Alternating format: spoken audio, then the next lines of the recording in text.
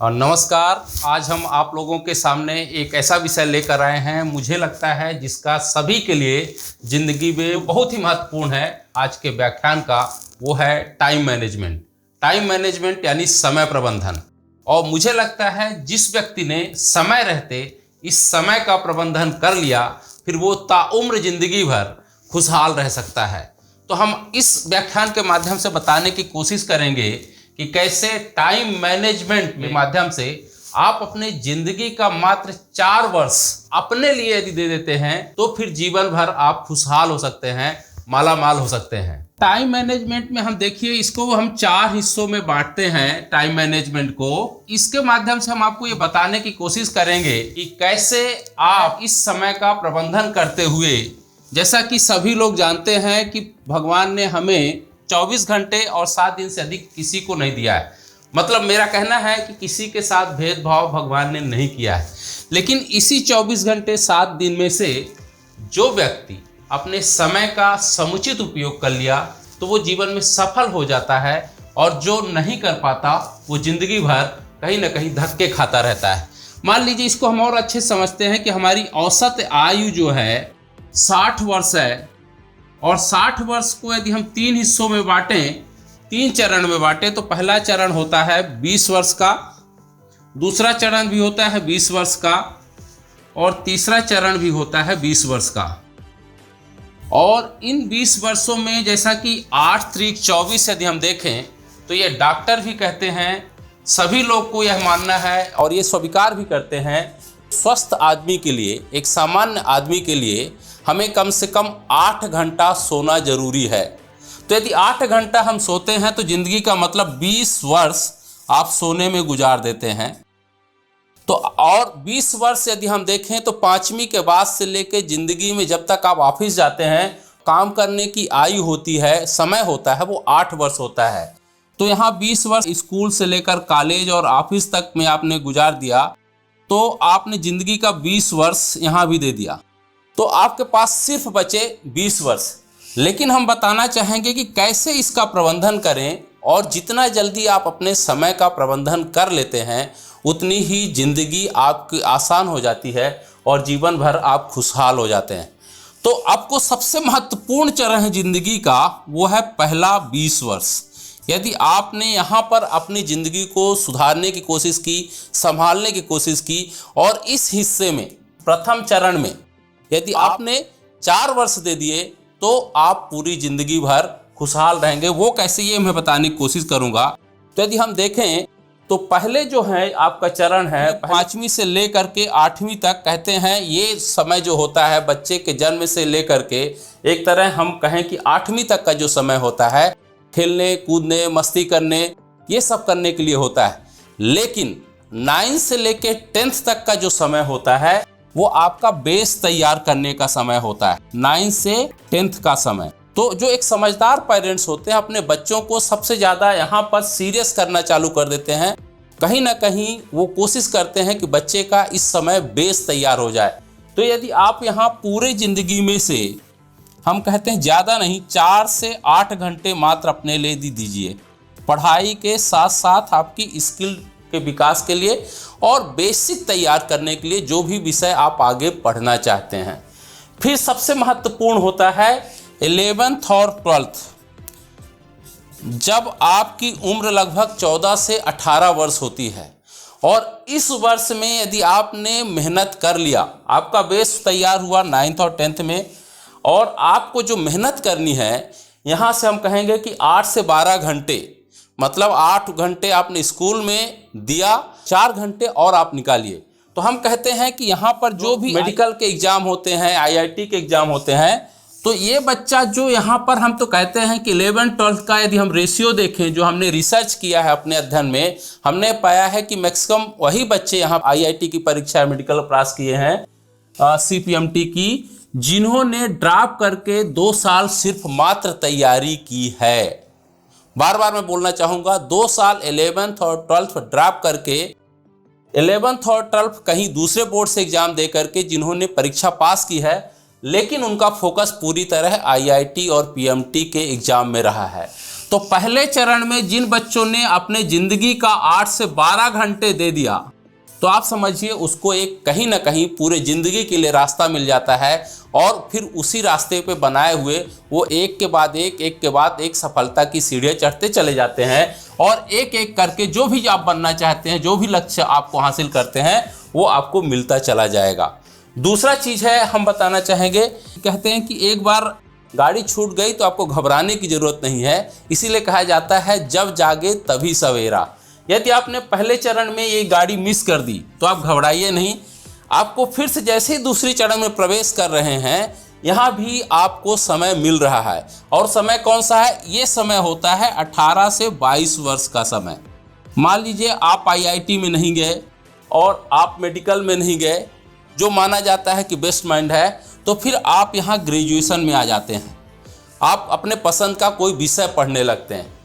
तो 18 से 22 वर्ष का समय हम इसलिए बोलते हैं कि जो हमने जो अनुभव किया अपने ज़िंदगी में हॉस्टल में रहते हुए, जो मैंने देखा और समझा और जो अपने मित्रों को देखा जो भी IAS IPS और आज बड़े उच्च पद पर पहुँचे हैं, तो हमने समझा कि फर्स्ट ईयर और सेकेंड ईयर में एक तरह से मौज मस्ती और अपनी ज़िंदगी को समझने के लिए ये गंवा देते हैं। सेकेंड ईयर में इस तरह के बच्चे जो जीवन में सफलता प्राप्त करते हैं, थोड़ा सा सीरियस होना चालू कर देते हैं और वो सब चीज़ें पढ़ना चालू कर देते हैं। जैसे मान लीजिए कि किसी को IAS की परीक्षा देना है, किसी को IPS की परीक्षा देना है, तो एक तरह से वो सिलेबस पलटना प्रारंभ कर देते हैं, पिछले साल के क्वेश्चन आर वगैरह देखना चालू कर देते हैं और जो भी एग्जाम वो देना चाहते हैं वो एक तरह से उसका पैटर्न वो समझने की कोशिश करते हैं। फाइनल ईयर पास करने के बाद फिर यहाँ 2 साल का मैंने देखा, जो अनुभव किया, फिर वो PG को बहुत सीरियसली नहीं लेते हैं और ये पूरी तरह जिंदगी के 2 साल वो अपने उस तैयारी में लगा देते हैं जो वो क्रैक करना चाहते हैं। जैसे सिविल सर्विस की परीक्षा है, तो सिविल सर्विस में वो एक तरह से ग्रेजुएशन में रहते हुए 8 घंटे पढ़ते हैं और फिर जब फाइनल आता है तो मुझे लगता है 8 से 12 घंटे का जो समय दे देते हैं। फिर से कहा कि 4 घंटे आप एवरेज जो पढ़ते हैं उससे 4 घंटे और ज़्यादा।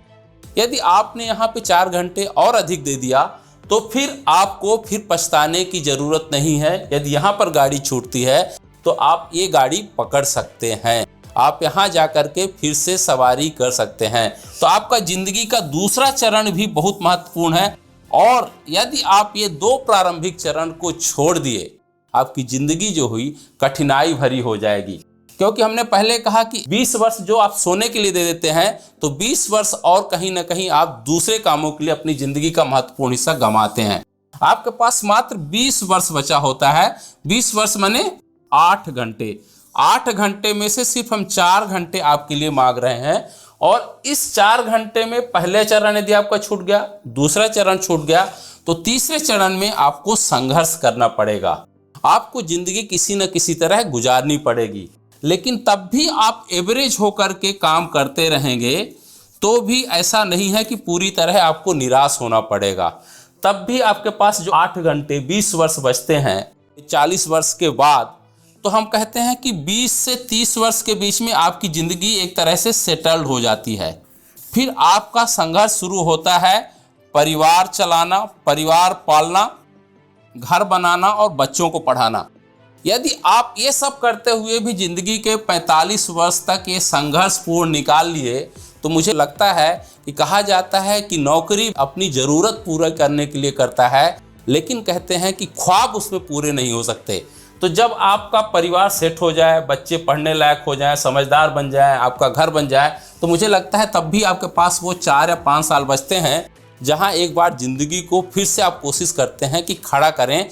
45 वर्ष तक जब आप सेट हो जाते हैं तो तीसरे चरण में आपको 45 वर्ष के बाद भी वो 5 साल का रेवेन्यू पीरियड मिलता है जहां आप बाउंस बैक करने की कोशिश कर सकते हैं। अब आप ज़रूरत पूरी करने के लिए नहीं, आप अपने ख्वाब पूरा करने के लिए जीजिए और फिर से एक बार कोशिश कीजिए, कुछ नया सेटअप करने की कोशिश कीजिए।